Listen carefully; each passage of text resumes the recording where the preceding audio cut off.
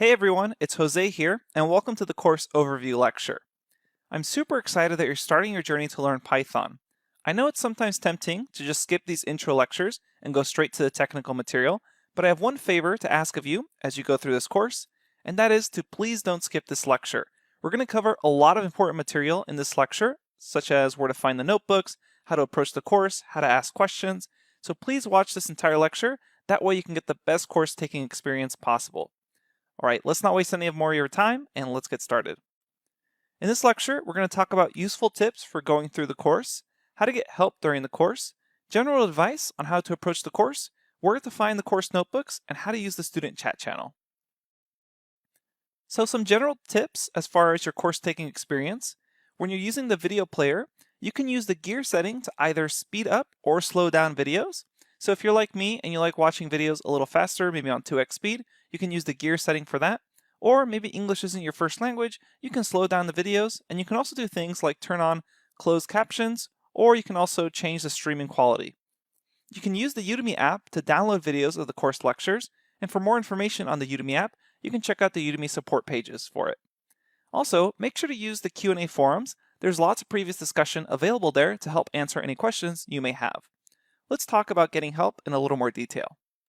Let's talk about the best series of steps to take when you have a question that arises while you're taking the course. If you're coding along with the videos, it's sometimes really easy to make a typo, which is why we provide course notebooks with explanatory text and the Python code for every single lecture. So if you ever get an error due to code that you thought you were following along with in the video, you should double check your code against our course notebooks. You can always just download the notebooks directly and run the notebooks, or copy and paste from the notebooks themselves. That way, you can make sure that your error isn't due to some typo while you're watching the video. Now, not every single question is going to be directly related to following along with our code, and if you do have a question, sometimes a quick Google search or a Stack Overflow search will get you the answer faster than anyone else could. So I would always recommend doing a Google search or Stack Overflow search, especially if you actually end up getting an error code in Python with maybe some of your own code that you were trying out. Just copy and paste that error code into Google, and a lot of times the very first hit is going to answer your question. Now let's say that still doesn't help you. What you should do is search our Q&A forums in the course. We've had over 250,000 students go through this course, so you can almost imagine that any question possible has already been asked and answered by either myself or our teaching assistants. So you should definitely search the Q&A forums before posting there.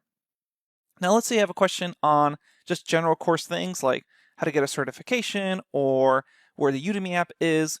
Those kind of things are answered in our FAQ lecture. So we have an article lecture with frequently asked questions that you can check out for useful links and more information.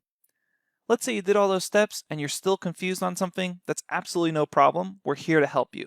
The way to do that is to submit a new question to the QA forums and make sure you provide details on what you've tried, screenshots of your error code, and really as much detail as possible. That way we can help you as quickly as possible. Now let's say you have some sort of platform level issue. For those kind of things, you should email support@udemy.com or go to the Udemy support page and open a new issue there. So platform level issues are things like having video playback issues, questions or issues with your certification, or questions or issues with payments. Those are platform level issues and we can't really help you out. So email support@udemy.com to quickly get help on that. Finally, let's talk about how to approach the course. The best way to approach the course is to really review the notebooks along with the video. The videos are really great, but we want you to leverage the power of the notebooks we have for you. And both beginners and experienced users can really use the notebooks to best suit them. For beginners, I would recommend that you read the extra notes in the notebook as you go along with the video guide. If you're more experienced, what you may want to use notebooks for is to quickly review them and see which parts you may already know or may already quickly feel comfortable with. That way you don't feel slowed down by the videos. So beginners, really use the notebooks, read them well, go along with the video.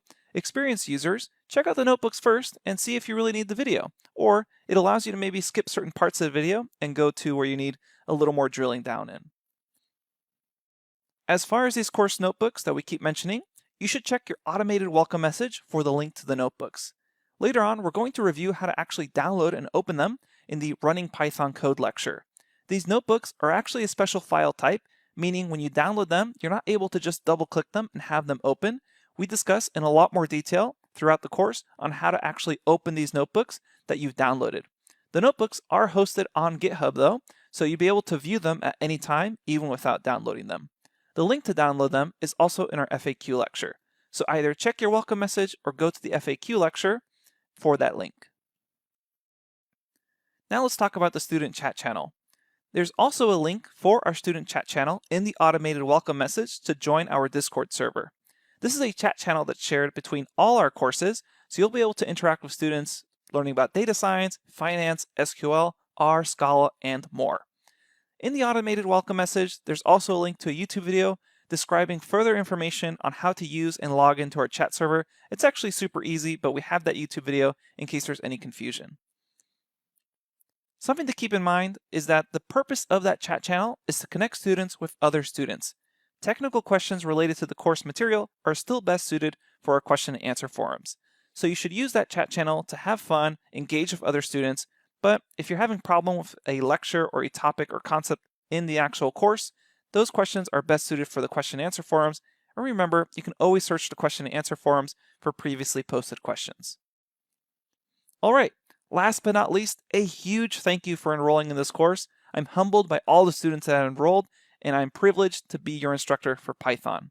Okay, let's get started and take you from zero to hero.